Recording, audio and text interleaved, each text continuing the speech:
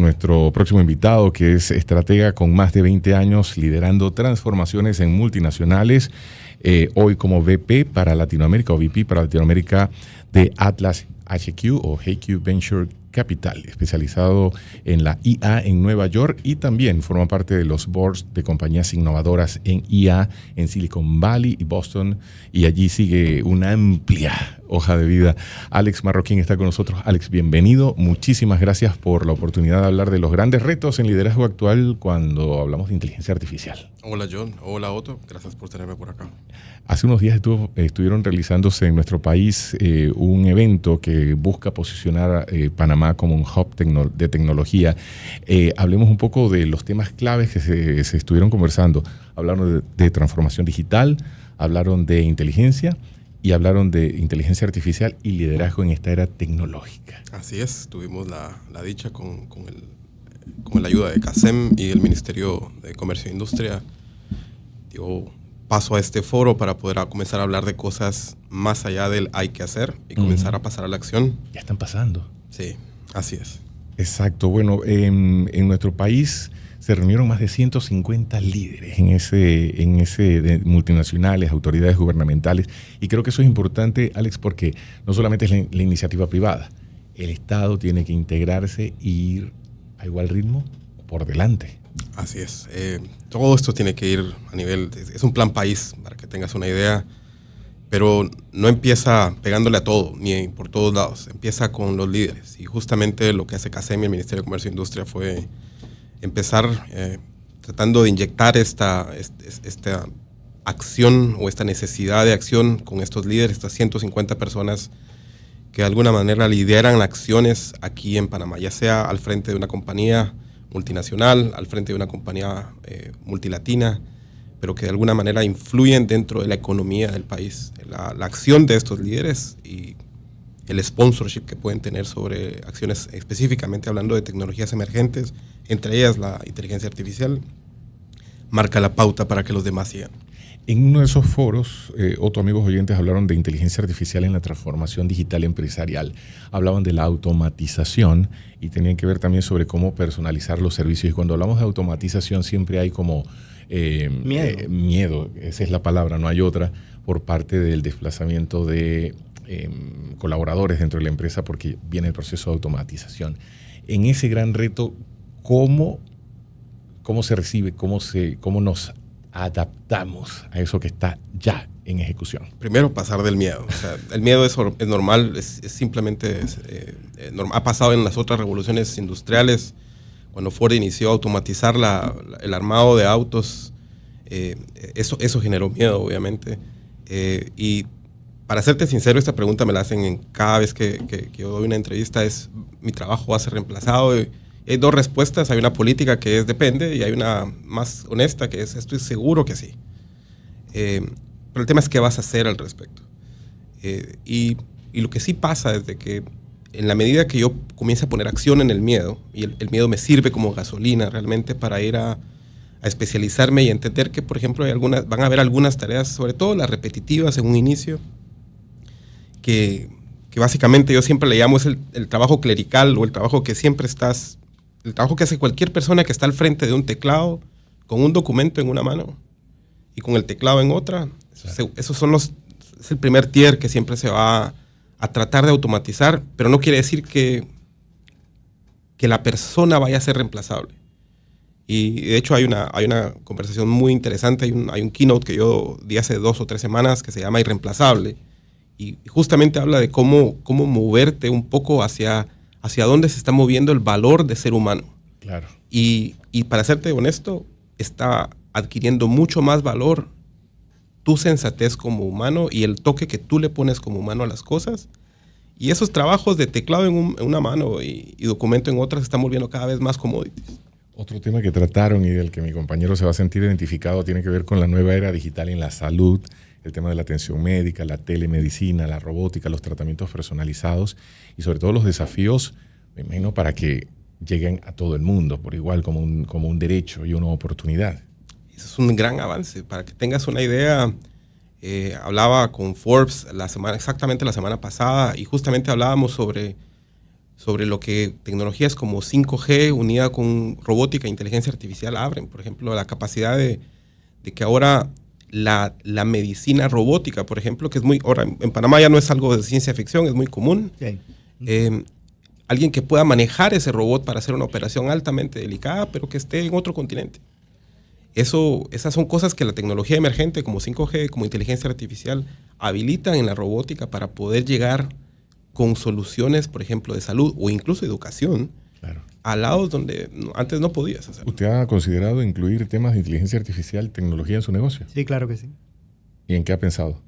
Lo que pasa es que digo, sin especificar, pero creo que eso es una manera de ilustrar un poco la conversación. ¿En qué cosas has pensado? ¿En el proceso? Primero, de los procesos, para ir mejorando los procesos, ¿no? Todavía no a la parte de No, de la no quiere contar telemedicina, algo ¿no? por el tema de la competencia, pero desde, por ejemplo, Alex, un bot que puedas entrar a la página web y te orientes sobre qué cosas dentro de la atención o la facturación o orientación en la atención médica puede ser una opción, ¿no? Imagínate que los bots es algo bastante del pasado. El bot es un tema ¿Serio? robótico bien, yo te diría que todavía existe en muchos lados. Pero ya se quedó. Pero la tecnología real de ahora, por ejemplo, si tú miras AQX o Atlas, por ejemplo, yo estoy en el board de una compañía que se llama Atlas y que, para que tengas una idea, parte de nuestros clientes son Toyota y Nissan en Estados Unidos. Y la gente que llama a la concesionaria para, por ejemplo, Una cita. establecer una cita de servicio al auto, De mantenimiento. Ajá. 9.6 de cada 10 personas no detectan que al colgar el teléfono hablaron con un algoritmo. ¿En serio? Así, ese es el tema. No es Siri, no es Alexa. No es un tema plano donde tienes que cumplir ciertas reglas para que te conteste ciertas cosas. Es una conversación con lenguaje natural, con contexto, donde puedes entrenar al modelo, por ejemplo, para que le dé manejo a una potencial frustración del cliente. Claro. Para que sea empático. Incluso puedes tomar cosas como, por ejemplo, el sentimiento de la llamada, para tener datos masivos donde tú aprendas, mis clientes me están llamando y generalmente les frustra o su tono de frustración se acentúa más cuando hablan, por ejemplo, del precio, que cuando hablan, por ejemplo, del tema de repuesto. Ese tipo de enriquecimiento de datos es realidad hoy y por una fracción del precio de lo que costaba un bot antes. No es más caro. Me has dejado pensando porque ayer justamente al finalizar la tarde estaba haciendo una gestión porque necesitaba ingresar a una plataforma de un servicio y necesitaba ingresar a las facturas y todo lo demás. Mi usuario no ingresaba la clave. Tú sabes cómo pasa, ¿no? Que un número, un guión y escribí por chat a la empresa. Y primero sí aparecen como el boot automáticas, ¿sí? Y después me comenzó a hablar a alguien, pero ahora me ha dejado dudando si era una persona en realidad. Sí me lograron resolver y tengo un nuevo usuario y una nueva clave para ingresar. Ya pude descargar los archivos que necesitaba. Pero ahora me dejaste pensando porque todo fue por chat. Entonces me dejaste pensando si en realidad estaba hablando con alguien de atención al cliente o era inteligencia artificial. Normalmente cuando estás en chat es muy fácil entenderlo porque las respuestas son muy completas. Claro. O sea, te dan un contexto bastante amplio. No te responden solo lo que preguntaste, sino que te dan un contexto entero. Entonces es una respuesta que tú dices, sí me la dio un algoritmo. Un humano no me hubiera podido responder tan amplio lo que yo quería. Claro. Pero en voz es mucho más sutil. En voz, incluso, por ejemplo, nosotros ahora hemos incursionado en Costa Rica, por ejemplo, que es un lugar donde los call centers son muy famosos. Hay muchos call centers, por muchas razones. Pero, por ejemplo, estamos incluyendo voces de Costa Rica. Con el acento. Con el acento. Pues claro, porque dicen vos en vez de tú. Sí, y algunos otros elementos. Y esos elementos muy sutiles que a veces uno no los puede verbalizar, pero simplemente lo sabe cuando habla con alguien de otro país. Ya se capturan en la voz. Y cuando tú hablas, por ejemplo, es muy común tener mucha más empatía con alguien que hable con el mismo acento tuyo. Claro. Entonces, eso es una de las sutilezas que, por ejemplo, estamos aplicando. Suena tan real, escuchen. Hola, espero que estés muy bien. Yo por aquí ya estoy lista con la mejor de las energías. Esto es Spotify. Así que aquí voy a estar todos los días con algo diferente. De vez en cuando te voy a hacer recordar temas que y me sugiere canciones y todo lo demás. Sí, y yo te diría que es bastante similar el tono que le das en los otros. Si ves Eleven Labs, por ejemplo, ha hecho trabajos brutales con efectos de voz. Pero el objetivo siempre es el mismo, es lograr más con menos recursos. Alex, y en este tema, Otto y amigos oyentes, es costoso porque también ese es otro como de los, no sé si es mito o realidad, que innovación, tecnología, inteligencia artificial puede ser costoso si intentamos adaptar nuestros protocolos o procesos dentro del negocio. Es más costoso no hacer nada. ¿Sí? Sí, yo diría que las cosas más importantes que hablamos con CACEM y que CACEM abrió este foro para hablar es que la inacción es una decisión, o sea, no decidir es una decisión en sí. Y te doy un ejemplo. Tú puedes ser una compañía que hoy está siendo líder en tu ramo. Tú vendes algo o comercializas algo o fabricas algo. Pero ese liderato, por ejemplo, hoy depende de un modelo de negocio que está cambiando by the week. Sí.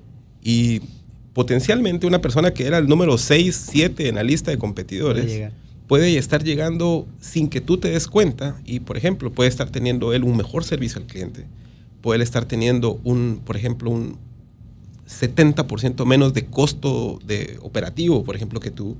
Y cuando menos lo pienses, tú dejas de ser el líder. Ya no eres y es demasiado tarde para empezar. Entonces, el mito de que es caro es una de las grandes barreras. El otro mito es que es muy técnico y que necesito ser muy técnico para entenderlo y aplicarlo. Es una mentira también. Y parte de lo que con el Instituto para la Aceleración de Inteligencia Artificial que hemos fundado, esta es nuestra misión, es una organización sin fines de lucro que fundamos y que basamos inicialmente aquí en Panamá, pero que su objetivo es afectar el continente entero y cerrar esa brecha, que cuando ves la diferencia entre América Latina y Asia, ves Norteamérica, ves Europa Oriental, ves que hay una brecha muy, muy diferente para la adopción de innovación, y la innovación es lo que es uno de los pilares más fuertes que impulsa a la sociedad. Ahora, la nueva generación es más como que fluye en su ADN, conecta más fácil que de repente nuestra generación que crecía con esto de no lo toques que lo dañas, no lo muevas y todo lo demás. Claro. Y ellos van como, quiero explorar. Entonces uno hay veces como que duda, ¿y si toco este botón? Y la aplicación me borra los datos. Entonces es también un poco como dejar que fluya y no verlo como una barrera. También hablaron de gobierno digital y hablando de procesos, esto va a otro ritmo. ¿Qué grandes consideraciones obtuvieron, por ejemplo, cuando hablaban de automatización y modernización? Claro, mira, esa definitivamente es el área de Adolfo Fábrega. Yo no opino en este lado, pero lo que sí te puedo decir es que Adolfo estuvo presente en la inauguración del Instituto para la Aceleración de Inteligencia Artificial. Él dio un keynote. Buenísimo. Y él habló mucho sobre los esfuerzos que está haciendo el gobierno para ir adelante en ese tema. Obviamente es un reto bastante distinto que el de la iniciativa privada, claro. Pero es un tema que no está ausente hoy en el mapa. Es parte crucial. Es más, el instituto tiene 3 actores principales, te diría yo, que para efectos de su funcionamiento tiene empresarios líderes de compañías multinacionales, multilatinas o pequeñas, y medianas. Tiene multiplicadores sociales y académicos, y tiene también asociaciones público-privadas. Entonces, ese conjunto de esos 3 tipos de actores tienen una representación. Entonces, ese conjunto de esos actores, lo que hacemos en esta organización sin fines de lucro es crear los mecanismos, pero ya mucho más basados en la acción, claro, inmediata para cerrar esta brecha de innovación. Alex, ¿cómo te pueden seguir a través de redes sociales? Porque tú eres una persona que está ahí en medio del engranaje del movimiento y de la actualización, para que los oyentes también puedan enterarse sobre las iniciativas y lo que quieras compartirles. El handler mío en Instagram es Alex Marroquín Oficial, y me pueden encontrar en LinkedIn, es realmente mi red social, y ese es Alex Marroquín, ahí me pueden encontrar. Alex, y antes de cerrar, porque voy a ir con otro y el momento irreverente del programa, te preguntaría, a 5 años, ¿qué podríamos esperar? Se lo pregunto porque estaba viendo un documental en estos días sobre Odisea del Espacio, Stanley Kubrick. Sí. Y era un visionario porque las pantallas en ese entonces no eran las pantallas de ahora. Sin embargo, el diseño, cuando tú ves películas como Odisea del Espacio, eran futuristas, una serie de elementos. No te quiero poner en la posición de él, pero de basado en tu experiencia, ¿qué puede pasar en 5 años? Yo creo que ir a 5 años es muy osado de mi 2 parte, años. Pero yo te diría que de aquí a los siguientes 18 o 24 meses deberían estar pasando algunos cambios bien radicales que van a marcar el futuro de cómo nos comunicamos y cómo... uno de ellos es, por ejemplo, la potencial desaparición del teléfono como lo usamos hoy, wow, como lo conocemos hoy. y comenzar a entender los wearables que sean súper potenciados ahora por IA. Entonces, la capacidad ahora... Lentes, relojes. Desde lentes, relojes y asistentes que tengan toda la capacidad de ser un asistente tuyo, pero que esté contigo. Entonces, cuando necesites hacer una llamada, levantar una pantalla y pegártela al oído, posiblemente ya no sea un tema del futuro. Buenísimo. Alex, agradecido por la conversación. Tienes que regresar porque nos quedamos apenas como que estaba arrancando la velocidad del tema y creo que podemos ahondar un poco más cuando gustes, cuando tengas oportunidad. Gracias, John. Gracias, Otto.